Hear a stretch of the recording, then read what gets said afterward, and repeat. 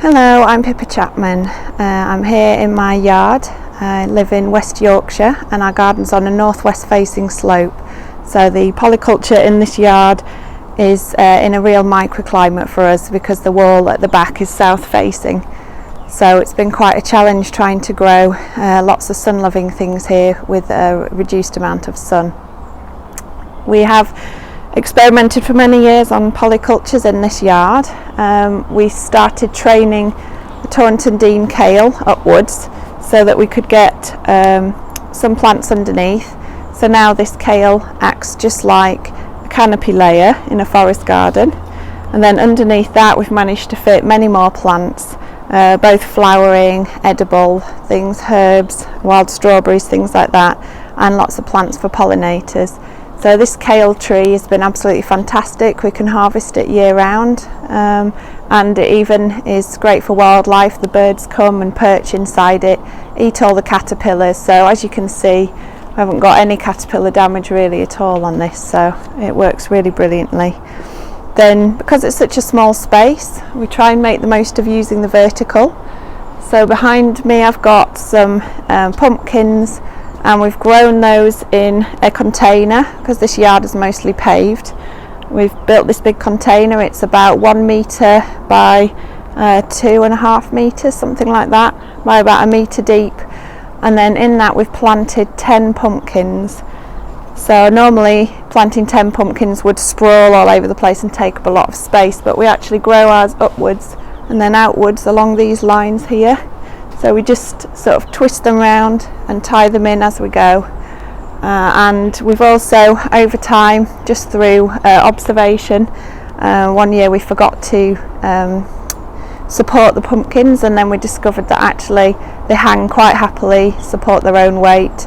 So now we don't support even the biggest pumpkins. We don't support; they just hang there off the vines. And it means in this really small space we managed to grow enough pumpkins for us to eat just from these 10 plants here. So it's a very ongoing project. I'm constantly updating, tweaking, changing things all year round. So I hope you enjoy my article in the magazine. Thanks for listening.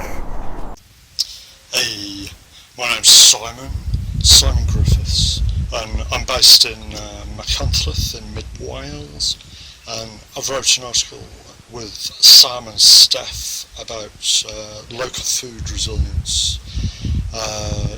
We're very lucky to be part of a very creative, productive community, and lots of stuff going on in terms of food resilience and the local food economy.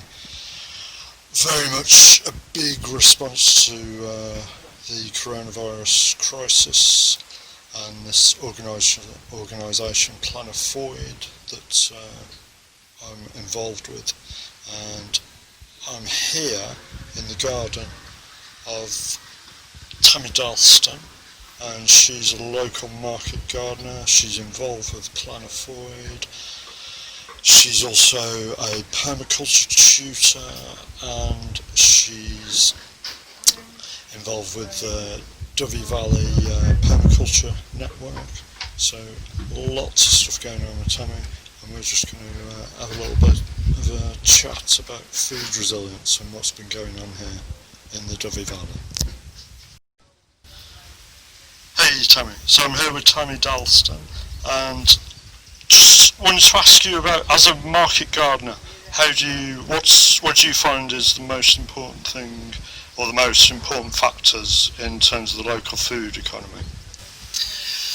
Ooh, well, I think lockdown and the lack of supply of fresh fruit and veg, certainly within the Dyfi Valley, has opened a lot of people's eyes. So when we first went into lockdown here in Wales, there was huge fruit and vegetable supply shortages.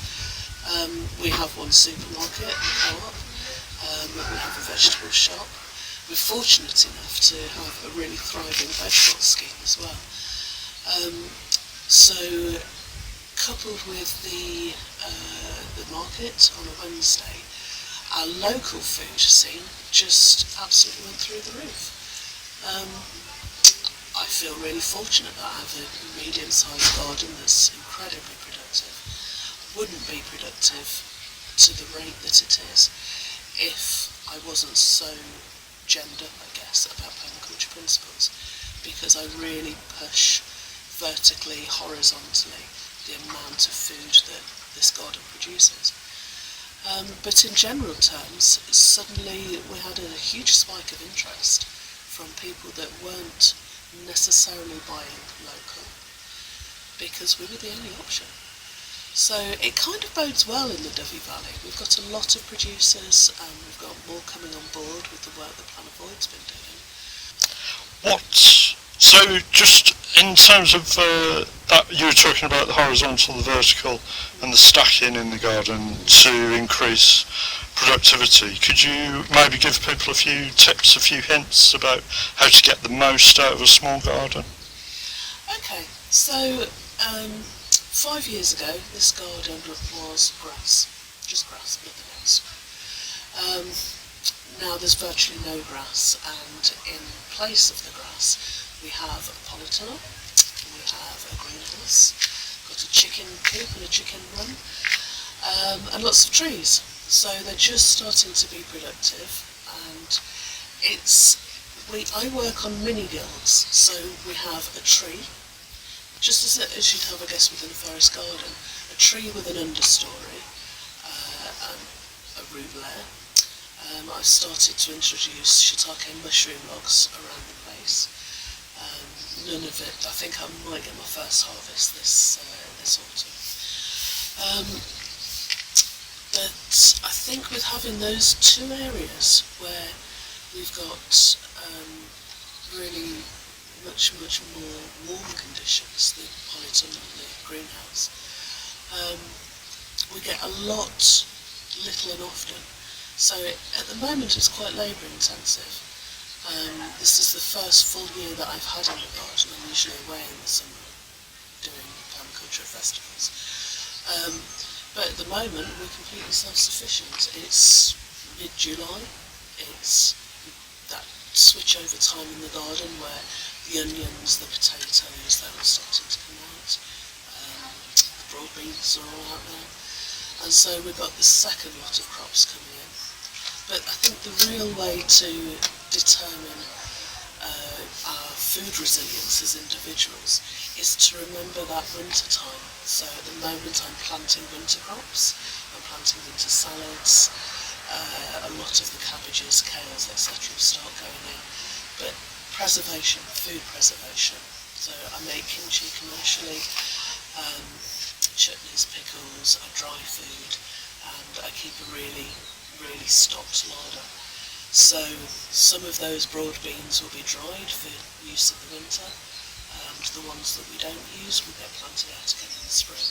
So it's having that really broad year-round approach to the gluts.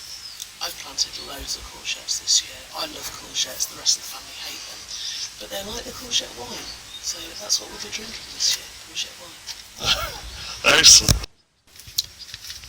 So as well as how to get the most out of your garden, there's the fact of on the large scale, the local food economy, the local food ecology, all the different factors that we need to make a strong and healthy local food economy. And that's very much one of the things that we're addressing in the article, and talking about all the those different factors, such as obviously you've got things like the veg growers, the market gardeners, but you need the retailers, the people who sell it, but then also things like the preservers, people who preserve food and make stuff that will last through the hungry gap. And then we've got, like here in Muggleton, we've got the Braid Gock Food Justice for All projects, and then other things like the Ryan Rose's bakery, and then Dyfi Dairy as well, all these kind of essential producers. So it's very much that, the way that the food economy, everything kind of fits in together, and the support from us, from people buying their food, and basically being prepared to pay a decent price for this amazing local produce. Hello, I'm Wade Muggleton and this is Niels Muggleton, and this is part of Station Road Permaculture project. In the new issue of the magazine, I'm looking at the subject of tree planting, a subject that's perhaps never been more topical. And where we're stood now, 7 years ago, this was an overgrazed sheep field. So we planned this woodland, we planted it with good young stock, and we've really looked after it. Some of these trees are 15 to 18 feet tall already, so it shows what can be done in a very short period of time. There's often the idea that with woodland you won't get to see it grow to maturity, but this is well underway already. This is an amazing habitat for wildlife, and it shows everyone how to do their bit for nature. Hello, right, well we're now in the orchard where we've got 100 varieties of fruit tree, and here's one of the more recent ones that just went in last winter. But on this idea that we should look after trees, so this tree has got a good tube to keep the muntjac and the rabbits off it, and then it's got a really heavy mulch around the base of it to smother out the weeds, keep the moisture in and feed the tree. So it is really important that you give a tree the best start in life by looking after it. So here we are with an older tree. This is a 5-year-old pear tree. It's got nicely established, but we're still looking after it. So we put a thick mulch of farmyard manure around the base, which will feed the tree in terms of fertility, and again it's still smothering out the grass and keeping the moisture in. So it's really important to look after trees, and this Pitmaston Duchess pear has got a really good crop this year.